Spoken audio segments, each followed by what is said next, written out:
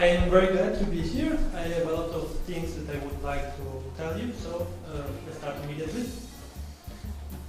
So, play cannot be denied, wrote Huizinga, but in fact it is also quite difficult to define. The English word play covers a huge amount of practices. From childish play to making music, comprehending sports, wordplay and games. Does all these phenomena have really something in common? And what?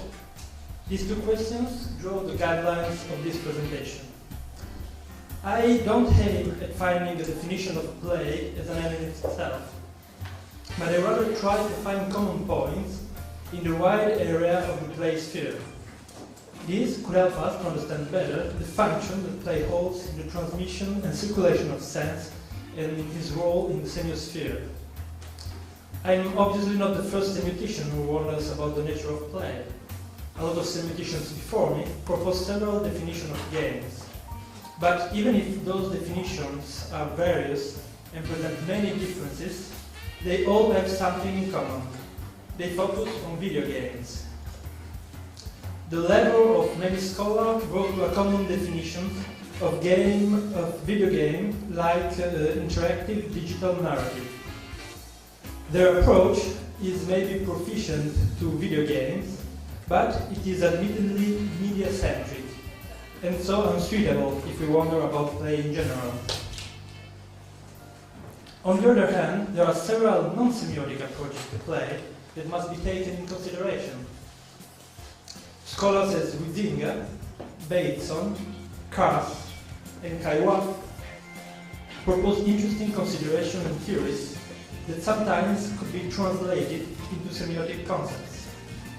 Huizinga and Kaiwa try to define a game with a list of common characteristics, like freedom, fictionality, regulation, and similars, some of which could be fruitfully integrated into a semiotic of play.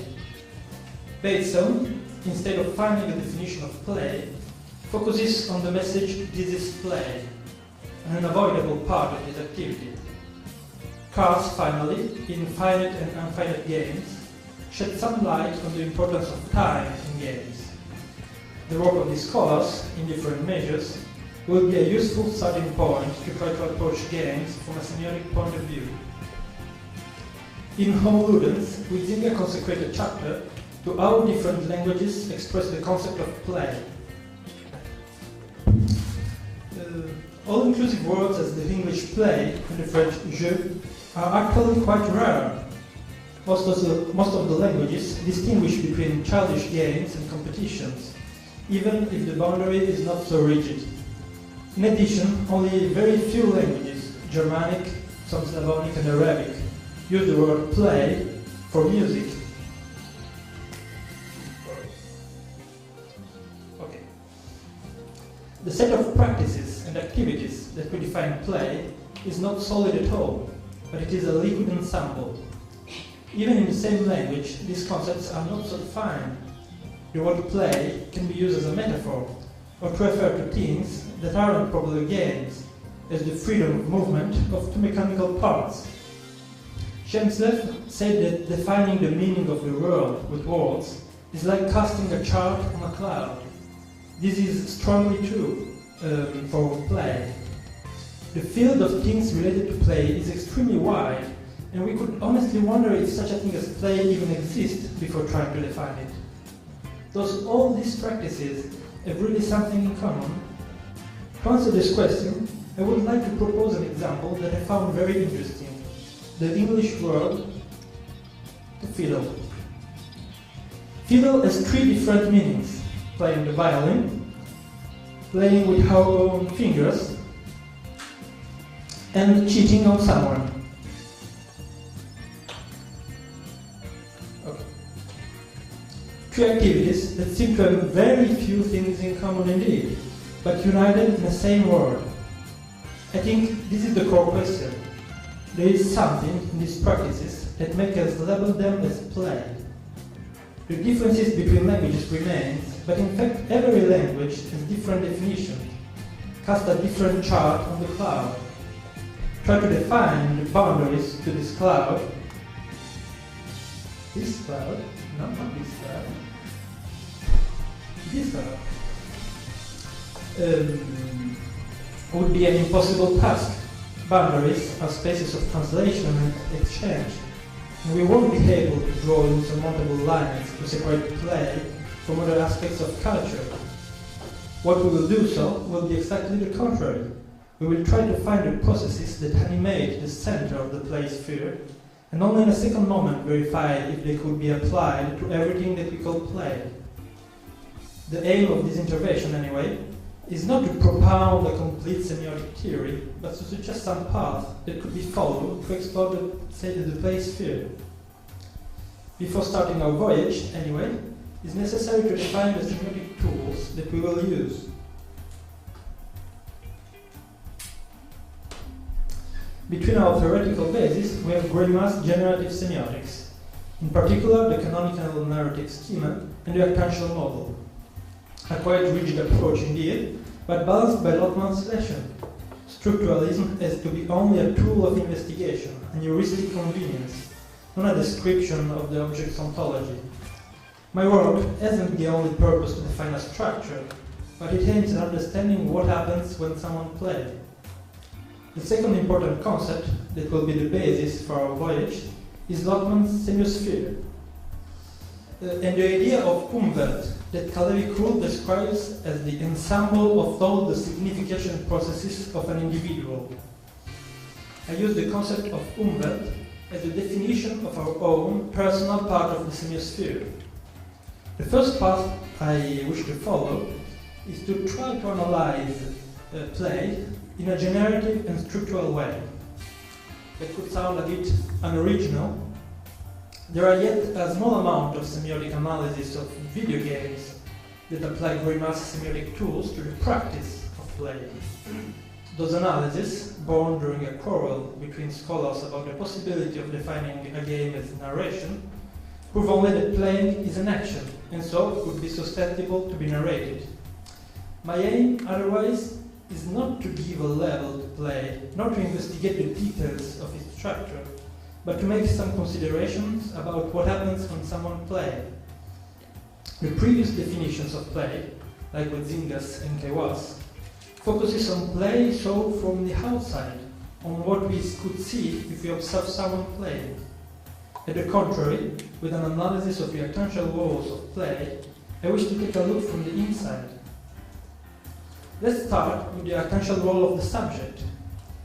If in common narration the subject is formed by one or more characters, in play it's formed by a unique compound entity. The player isn't the subject, but a part of it. It is true that it's him who acts, but some of these competences are imposed by the rules of the play. The player could actually make forbidden actions, but he chooses to don't, in respect to the game restrictions. Accepting the terms of the game, the player becomes part of a compound subject with hybrid modalities.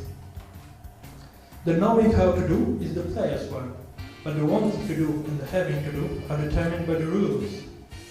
The being able to do is played half by the player and half by the rules.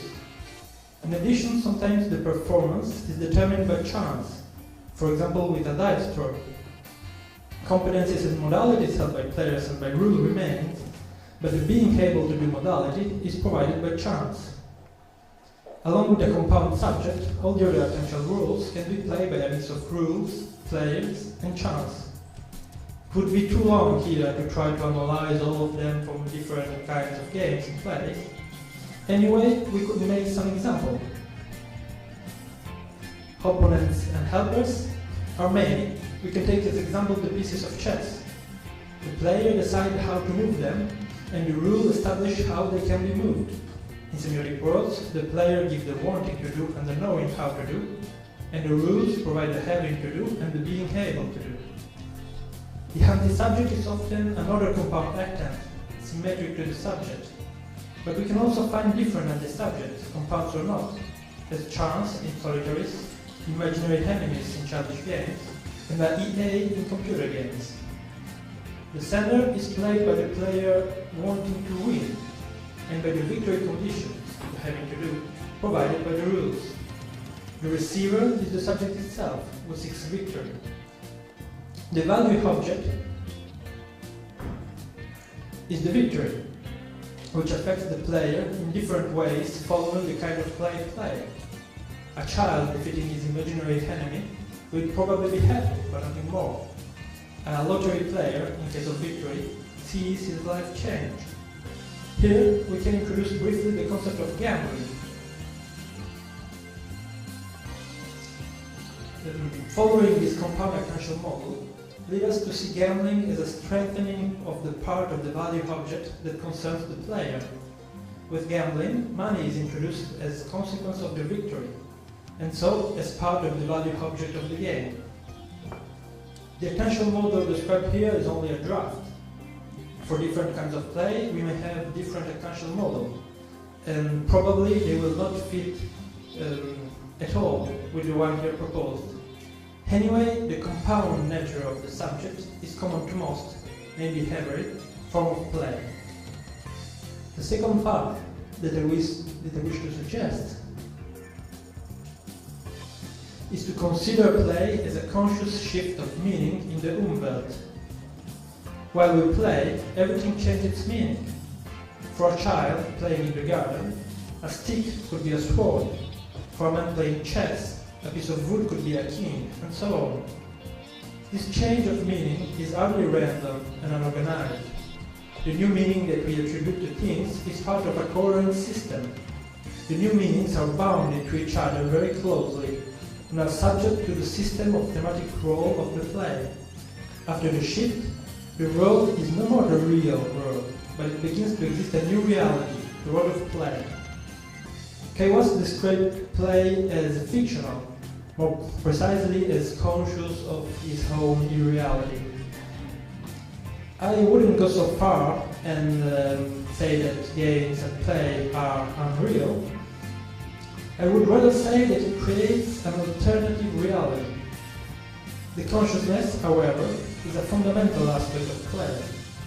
Also religion or madness are based on a signification shift. But a believer or non-philosopher aren't playing.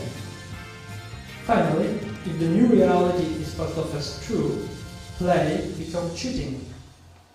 Before we mentioned one of the various semantic links between play and cheating. Now we could mention bluff. Bluffing is playing while playing. It is a play of second degree based on hiding the first shift with a second one to puzzle the opponents. The third path that I will quickly suggest is to take into consideration the tendency of play to give form, boundaries and directions to time and space. Play is known to work only in a magic circle. Caillois says that it has to be separated in time and space. In addition, a player has to travel and occupy time and space. In board games and sports, but also in video games and in childish play, there is always a place to go, a direction to follow, in person or through a prosthesis. Play gives direction to time, it is a pastime, it makes the time flow. Time can also be stopped, not only in sports, but even in childish games. In addition, play, thanks to the shift of meaning, structures both time and space.